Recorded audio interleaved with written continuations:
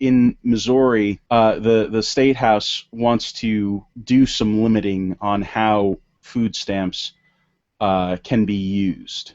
Now, I think this is something that a lot of people can agree on, that we're giving people food stamps, that we should be able to select what food stamps are usable, and we do that. I think I'm pretty sure that you can't use food stamps for the purchase of cigarettes or for alcohol and stuff like that. Of course, these are fungible materials, so if anybody's read the Kevin Williamson piece about Well, and Appalachia. there are certain brands of things that are eligible for food stamps and certain brands that are not. You Sure. know, usually the generic store brand of macaroni and cheese is food stamp eligible, but the Kraft is not. Right. The fungibility of food stamps is something. There are actual places where people turn food stamps into Pepsi and Pepsi into cash. I mean, that's what I learned from that Appalachian article, which I'm sorry, Fishy, now you have to find and put into the links. Um, That's why we have a resource list. that is why we have a resource list, which everybody.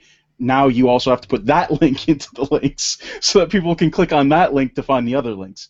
So anyway, what they want to do is they want to in Missouri, the intention of the bill is to get the food stamp program back to its original intent, which is nutrition assistance.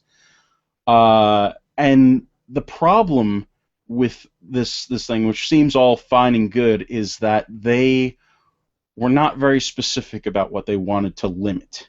So it's come out that, seafood and steak are things that they are going to limit through this. So, okay, sure, we don't want people to be buying extravagant meals, but we don't want them to be malnourished. And this is something that the left is going to, of course, and have already swooped in on, saying it's repressive. It's, how can you be banning some of these foods? Fish is really good. It should be in your diet.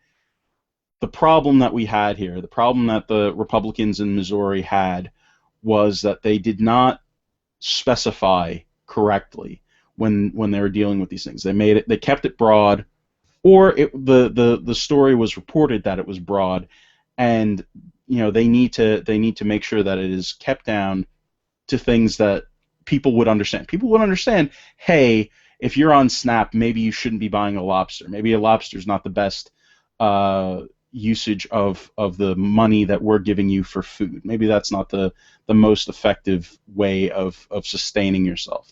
Maybe we should go, if we're talking about tuna out of a can, maybe that's a better idea. It's just, it looks bad and we look like the evil bad guys because we're trying to take food away from people. We're trying to limit their SNAP. I mean, food stamps. We're trying to take their food stamps away, their liberty away here, their food liberty away, because we want to be a little bit more, targeted about what people can buy with SNAP. Well, remember the SNAP. I just want to throw this out there. Remember, there was the SNAP challenge where everybody was trying to build, eat so much on regular food stamp.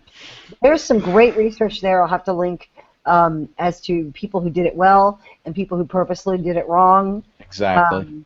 And that was a valuable thing. But also, for conservatives, I remember bringing up this point before, why can't conservatives be saying at the same time we're talking about limiting what people can use, saying, isn't it awful that government tells you what to do when you're on food stamps and tells you what you can have and tells you how to what to put on your table? Gosh, all the more reason to want to get off food stamps. Here, have a job. Well, one quick thing back to what JD was saying with how the Republicans messaged it.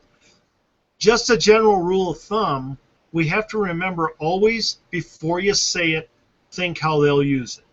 I mean, like you were saying earlier, we're thinking on step 2, they're messaging. We're thinking on step 2, they're messaging on step 6, right? And always, you're not going to be perfect. Don't kill yourself. Don't think yourself right out of your game. But you got to think a little bit, okay, if I say this, how are they going to use it? How's that going to be used? And in this case, had they simply, like JD says, had they simply refined their message, focused it, it would have been, and I think they could still recover, don't get me wrong, but it would have been effective right off the bat. Then they blew it. This is why it is important to study the media and to know how they operate. And it's through harsh events where people's lives are nearly destroyed or their businesses are destroyed. Lessons that we should have taken from the Olympic bombing and Richard Jewell, we're still learning.